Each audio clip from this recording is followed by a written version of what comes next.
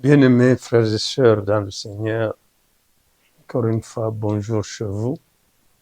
Merci pour le temps que vous nous donnez pour que nous puissions venir dans vos maisons, dans l'esprit de notre émission, le chant des coqs. Encore une fois, nous vous disons merci. Prions le Seigneur avant de commencer. Père, nous te sommes infiniment reconnaissants pour ce bon matin que tu nous accordes. Merci pour avoir rendu disponible, Seigneur, l'émission que nous dispensons ce matin. Viens toi-même prendre la place première pour parler à ton peuple, Seigneur. Le temps que nous courons dans ce monde, Seigneur, l'Église est en train de traverser un moment crucial. Si tu n'interviens pas, Père, nous ne pouvons rien faire. Comme la Bible le dit, sans moi, vous ne pouvez rien. Viens nous soutenir, Seigneur, pour nous apporter ta grâce au nom de Jésus. Amen. Mes frères, mes sœurs, la fois passée, nous étions encore avec vous ici, nous avons parlé et nous avons présenté notre émission et puis notre première émission. Et aujourd'hui, nous sommes maintenant en train d'entrer dans des choses sérieuses. Nous avons parlé la fois passée en vous promettant que, selon le texte que nous avons lu de Matthieu, chapitre 24, verset 4, où le Seigneur Jésus donner la réponse, une mise en garde aux disciples, dont nous-mêmes aussi aujourd'hui, prenez garde que personne ne vous séduise. Nous avons parlé de la séduction en vous promettant qu'à la prochaine émission, nous allons vous parler de cet élément nouveau qui est venu donner des béquilles à la séduction pour qu'elle s'intensifie, qu'elle s'amplifie encore et détruise davantage le peuple de Dieu. Et nous vous avons flashé pour vous dire que cet élément, c'était la prospérité. Oui, peut-être vous vous êtes posé la question, la prospérité, est-ce que c'est quelque chose de mauvais? Non, la prospérité n'est pas mauvaise en soi. Mais ici, je voudrais parler de la prospérité dans les deux volets. Il y a la prospérité selon Dieu et la prospérité selon les hommes. Et parce que si nous regardons dans la prospérité selon Dieu, la Bible nous dit dans la 3e épître de Jean, le verset 2, « Je souhaite que tu prospères à tous égards et que tu sois en bonne santé comme prospère l'état de ton âme. » Et vous comprenez par là que ça se termine par l'état de ton âme. Donc la véritable prospérité doit commencer par son âme, par son esprit. Si l'esprit n'est pas prospère, même le physique ne sera pas prospère. Donc c'est pourquoi l'action de Dieu ne commence pas directement physiquement, mais elle commence d'abord spirituellement. C'est pourquoi l'apôtre Paul, dans Galates chapitre 5, le verset 16, il dit que marchez selon l'esprit et vous n'accomplirez pas les désirs de la chair. Car la chair a des désirs contraires à ceux de l'esprit. Donc, au fait, notre lendemain, notre avenir dépend de la manière dont notre âme, dont notre esprit est nourri, est en bonne santé. Vous voyez, comme prospère l'état de ton âme. Alors, ça c'est la prospérité selon Dieu. La seule condition, c'est l'état de l'âme qui doit être prospère. Or, si nous regardons aujourd'hui, beaucoup sont ceux qui sont des cadavres vivants. Les âmes sont mortes. Pourquoi? Parce que la maladie de l'âme, le virus qui tue l'âme, c'est le péché. Et comme Ézéchiel 18:4 le dit, l'âme qui pêche, c'est celle qui mourra. Donc, il ne suffit pas seulement de vouloir se donner l'apparence extérieure si on n'a pas la gestion de son âme. Parce qu'au fait, devant Dieu, ce n'est pas l'homme physique qui comparaîtra, mais c'est l'âme qui comparaîtra. Vous voyez? Alors c'est comme ça que quand Jésus dit « Prenez garde que personne ne vous séduise », c'est parce que toutes ces choses qui sont de nature à venir désorienter l'homme de la voie du Seigneur seront là. Et les antivaleurs, les acteurs majeurs qui viendront jouer ce rôle sont là. Et ils sont déjà nombreux dans nos églises. Vous voyez?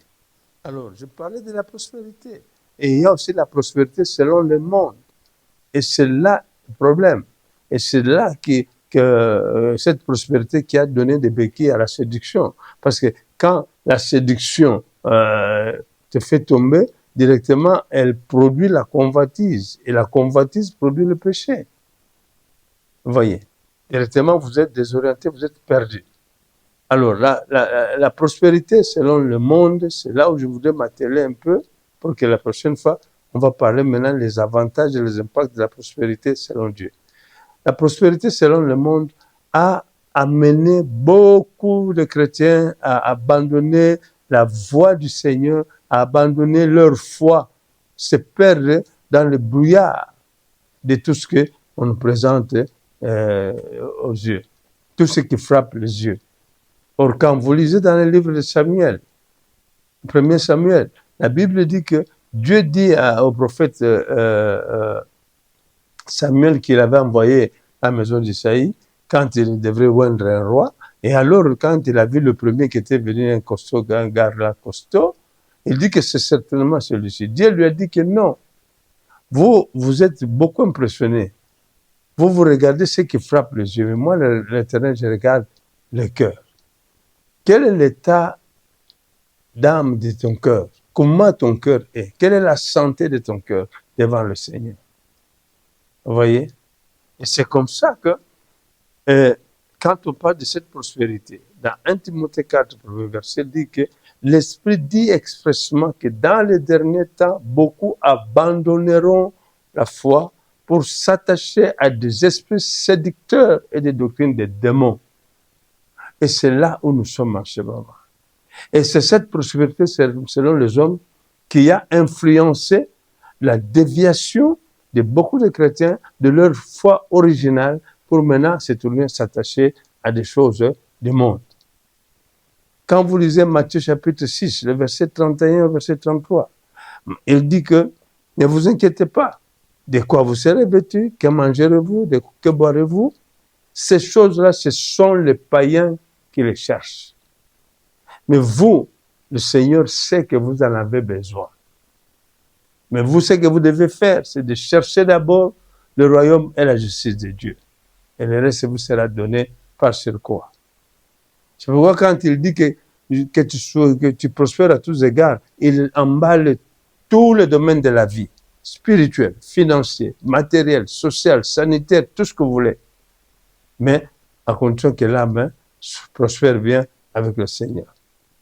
Et c'est comme ça que la prospérité selon le monde a dévié beaucoup de cette foi-là. Maintenant, les gens, au lieu de chercher la vie éternelle, la justice de Dieu, commencent à chercher le monde.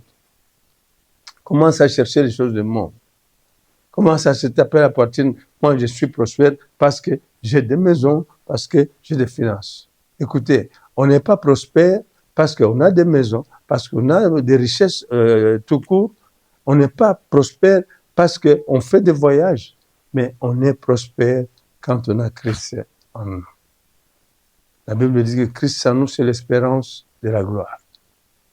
La prospérité, selon les hommes, a dévié beaucoup de gens par le fait que, vous voyez, même des enseignements dans l'Église commencent à tourner aux choses de matériel, du monde. Au lieu de chercher, on vous dit que comment vous pouvez commencer à parler des choses d'en haut, du royaume de Dieu, pendant que vous n'avez pas de maison. Mais nous avons connu beaucoup de gens, des riches, des milliardaires dans ce monde, qui avaient des biens, mais ils sont partis. Ils ont tout laissé. Ce sont d'autres qui s'en ont approprié. C'est pourquoi Ecclésiaste avait compris. Il avait dit que vanité de vanité, de vanité. Parce que nous sommes venus, comme Job l'a dit, main vide dans ce monde, nous y retournerons main vide, mes frères. Pourquoi nous sommes prêts à pouvoir sacrifier notre âme au diable? Pourquoi nous sommes prêts à sacrifier notre âme au démon en cherchant les choses du monde? Je retourne toujours dans l'Écriture parce que je vous parle sur base de la parole de Dieu. Dans 1 Jean chapitre 5, le verset 15, le verset 17, que dit-il? Il dit que n'aimez pas le monde, ni les choses qui sont dans le monde. Malheureusement, dans nos églises aujourd'hui, les gens aiment plus le monde que les choses de Dieu. Ils viennent à l'église par formalité. Ils viennent à l'église sans le désir de chercher Dieu. Ils n'ont pas la soif de Dieu. Les gens n'ont plus la soif de Dieu. Mes amis, je vais continuer avec ces versets-là. Je voulais ouvrir une parenthèse. Quand le réveil avait commencé les années 80, mais on sentait la présence du Saint-Esprit, la puissance du Saint-Esprit, comment elle agissait. On voyait, on vous dit que celui-ci c'est un frère, vous regardez, vous dites que oui, vraiment c'est un frère. Parce que ça s'est témoigné par le changement que le Saint-Esprit a porté dans la vie de celui qui recevait Christ comme Seigneur et en qui Christ prenait place. Celui qui naissait de nouveau. Et on voyait les choses anciennes passer réellement, pas comme aujourd'hui. Les gens vont recevoir Christ et vont se baptiser, mais les choses anciennes ne passent pas. On vous dit que ça, c'est une sœur en Christ. Vous croyez? Mais c'est à partir du moment où cet enseignement de la prospérité, selon le monde, est entré dans l'Église, que tout a été capoté, chamboulé. Maintenant, les gens commencent à faire la course. La conséquence négative de la prospérité selon le monde, c'est la concurrence maintenant. Chacun veut montrer au monde que non, c'est moi qui suis, moi j'ai ceci, moi j'ai une grande église, il y a plusieurs membres, et moi il y a beaucoup de véhicules qui se mettent devant mon église. Écoutez, Dieu, ce n'est pas la quantité qui l'intéresse, mais c'est la qualité.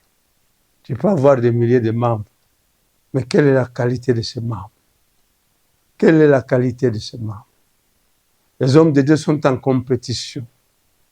La concurrence déloyale dans le ministère. La concurrence déloyale dans la musique chrétienne.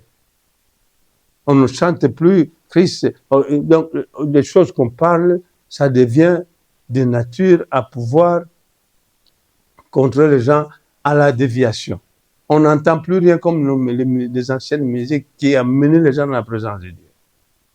Tout ça, c'est quoi? À cause de la prospérité. L'homme est devenu attaché au matériel. Le verset dit, car quiconque aime le monde, l'amour de Dieu ne point en lui.